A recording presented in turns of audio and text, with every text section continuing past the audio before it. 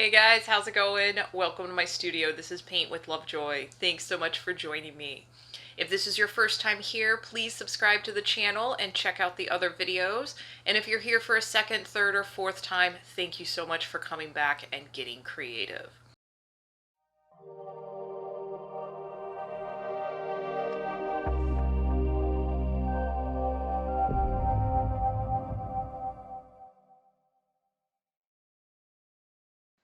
Alright guys, it's going to be a fun Kandinsky painting today, so grab your supplies. We're going to be using a ruler and a pencil to lay out a grid first before we start painting today. So grab that, and as always, make sure you take your progress photos. So what we're going to do on our canvas, and it doesn't matter which size canvas that you have, we're going to divide it in half um, for the long portion, and then we'll divide each of those sections in half. So basically we're going to be making 4 columns across the width of our canvas, and then we'll be making 3 rows out of these 4 columns. So again, right now we divided it in half, and now we're dividing each one of those sections in half, and then draw your lines, and then we'll be dividing the width of the canvas into thirds. Again, you should have 3 rows of 4. 4 columns, 3 rows.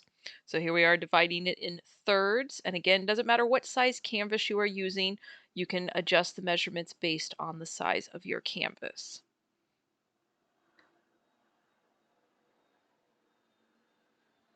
All right, there we go. We got our 3 rows of 4. And do take a progress photo. We will be painting over all of these lines. And we are using our primary colors. We're going to start with yellow first, and we'll be doing all of our colors using just red, yellow, blue, or white. And again, I'm not going to go through every single step here, so I do want you to strengthen your power of observation and notice each shape that I make with each color on very specific squares. And you can Google um, Kandinsky's concentric circles, pretty sure that's the title of this, and look at the original. And whether you're looking at the original or the video, you are strengthening your power of observation. And I am making a simplified version and starting with the light colors, working towards our darker colors, but you can go in any order and you can add things that you may see in the original that I don't put in the simplified version. Or if you want to take this in your own direction and change colors, go right ahead and do that. Now, as I'm creating this, I am using that middle flat brush. You can switch down to the pointy brush, but since these are a lot of just weird, odd, and kind of abstract and somewhat simple geometric shapes, um, again, just kind of focus where I'm putting each color in each of the squares. So now we're going to make kind of a light orange, and that was pulling some of that yellow aside and a tiny, tiny amount of red pigment to make that light orange. We will go for a little darker orange in our next step. Again, just observe where it's placed. And I am using student grade paint, so I am applying this paint a little bit thicker. And where the paint is still wet from the yellow compared to the new color, I am doing a little bit of mixing. So here you can see that I added a little bit more red to the mixture, just a tiny amount to go for a bit more orange. And if you have to mix your color 2 and 3 times, don't stress about the exact same shade because your brain is learning a lot each time that you mix your colors. Just like strengthening your power of observation, the more that you make your paint colors, the more your brain takes in that information. Now we're moving over to a light yellow, and that is white and yellow. Again, placing it in a few specific places in different areas on the squares. If you are holding your breath right now, take a big inhale, relax. You're doing a great job. It's nice just to get lost in the process of painting. And here we went straight into a light blue that was white with a little bit of blue. And as we mix it with that light yellow, it does turn a slight green color. That is okay. And now we're actually going to make a light yellow green. So starting with the yellow, add a tiny amount of that blue. And again, just placing it in a few specific areas where it's a little bit of more of a green on that particular square. Again, breathe. You're doing great. Hopefully you'll find that you get so lost in just this process of painting that you just kind of forget about everything else for a little bit. So now we're making a bit more of that green. So starting with that yellow, adding the white in there, or adding the blue in there, and then adding a little bit more blue to go a bit more green. And again, we're just using our simple primary colors today.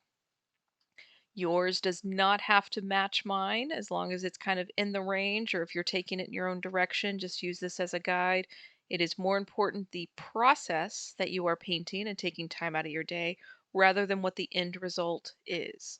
And we are not going for perfection. Perfection's highly overrated, and each one of you has a different version of perfect compared to what my version of perfect may be.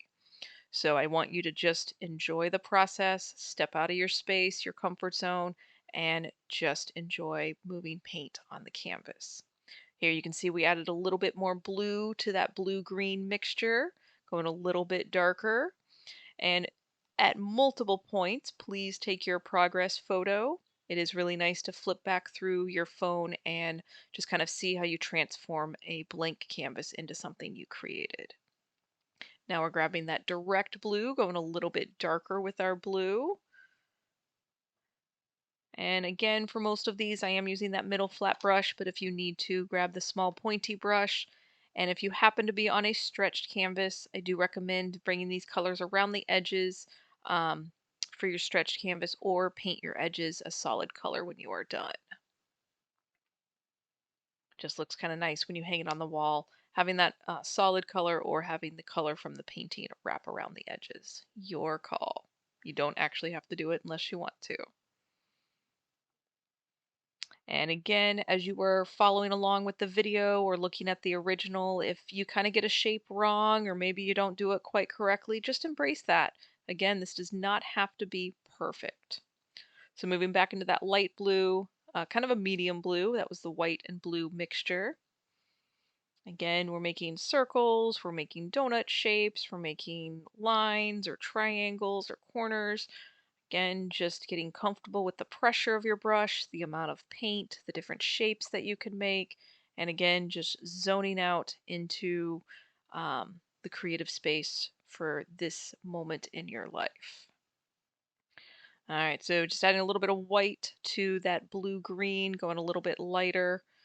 Again, if it's a little bit of a different color than what I have on here, totally okay. And I've taught the Kandinsky painting many, many times. It's quite popular and it's really approachable for pretty much anybody of any level. And this is what kind of makes it fun for you to change if you want to do different colors. I've watched some students that use black, white, and red for everything and switched out colors. You can take it one square at a time as you go along and do one full square and then do another full square, compared to what we're doing here where we're taking each color and placing it as needed on the canvas and then moving to the next color. There is no exact formula for painting. Trying different things and trying new things is the only way to kind of push your own skills. So you saw a moment ago as we were making a purple, we started with that blue, added a little bit of red.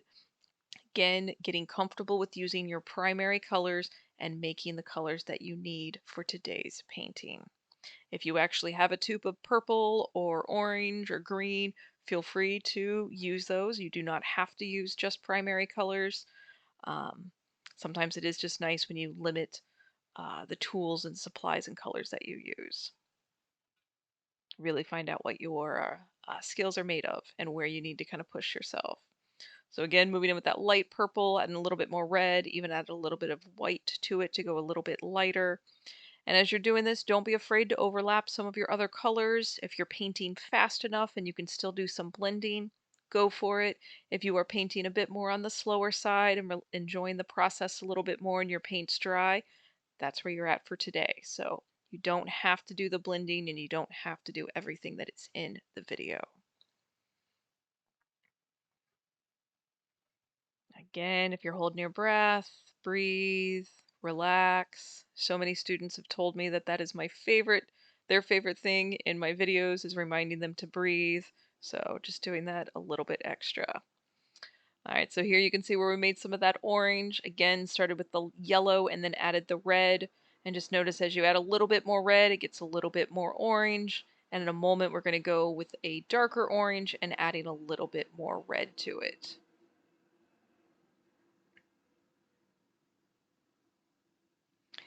Something I remind all my students while you're taking your progress photos: get out of your chair, look at your painting from a distance of 5 to 10 feet away.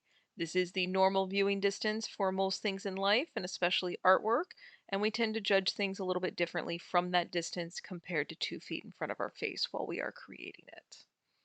So don't be upset if you like your painting more from the end of the room compared to right in front of you while you're creating. And as we make our pink, that was white with a little bit of red or a little bit of your red orange. Um, Again, your determination exactly what colors you'll be using.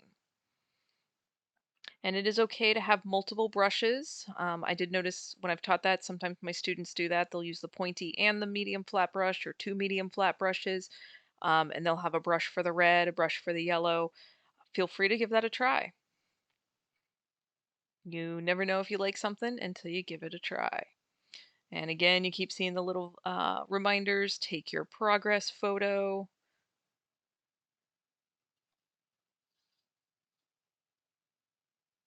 Enjoy the process.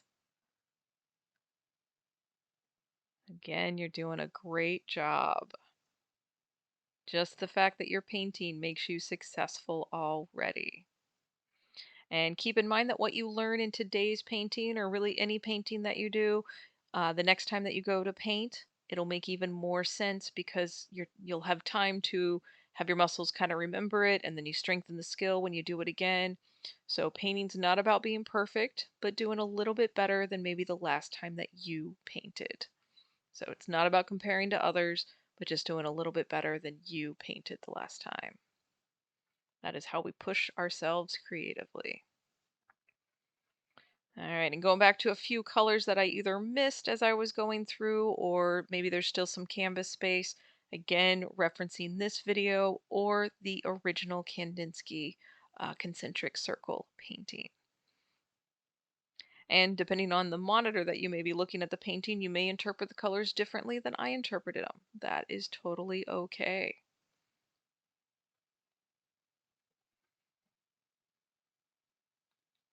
All right, doing good. Sometimes it is hard to see where that extra canvas space is, but take your time, go square by square, strengthen your power of observation, and before you know it, there will be no canvas space left. All right, here it looks like I'm making a super, super light blue. It's almost a white. And then making a little bit of that light purple for the last couple of sections. And then we have some tiny little dots on the insides of these circles to make.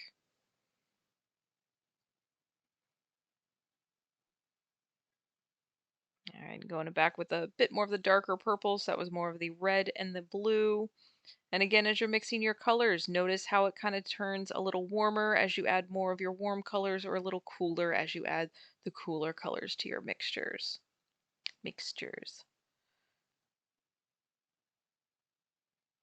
All right, going back with that yellow green. This one is actually pretty light, and it is okay if you mix your color, apply it to the canvas, and realize that you need to adjust it. Go ahead, trust your instincts on that, and adjust your color as needed. This is called color theory. We interpret our colors based on the color next to it. So it'll look one way on your plate when you mix it, and then it may look a little different when you apply it to the canvas with the colors that are already on there. Like I said earlier, art is not about being perfect. It is the physical act of creating. All right, so adding those last few little dots on there, and that does bring us to the conclusion of the painting. I think there's a few little tiny blue dots in there. I think one more red dot I have to add. Yep, thought there was one more. But thank you again for taking time out of your day to get creative. Please paint again sooner rather than later, and try to find a creative outlet on a monthly basis for yourself. Until next time, cheers. Hey guys, I hope you enjoyed the process of painting, and I hope you are happy with how your paintings turned out. I'm really proud of you for getting creative. As you're uploading these to social media, please tag me at or hashtag paintwithlovejoy, or email me your pictures, paintwithlovejoy@gmail.com. I really enjoy seeing them. I try to post them on social media to encourage other beginner painters to try the process of painting. But please share this with your community as well. Anybody who is kind of scared to paint, share your experience with them and let them know kind of how much you benefited from it and how much you enjoyed the process. So kind of share the fun. With that being said, if you have any comments, questions, feedback, things that you want me to paint in the future, please leave a comment. I try to respond to everybody as quickly as I can. And any of the future suggestions for paintings, I add that to my production list and get to them as quickly as I can. So in the meantime, please keep getting creative. Let me know how you're doing. And until next time, cheers.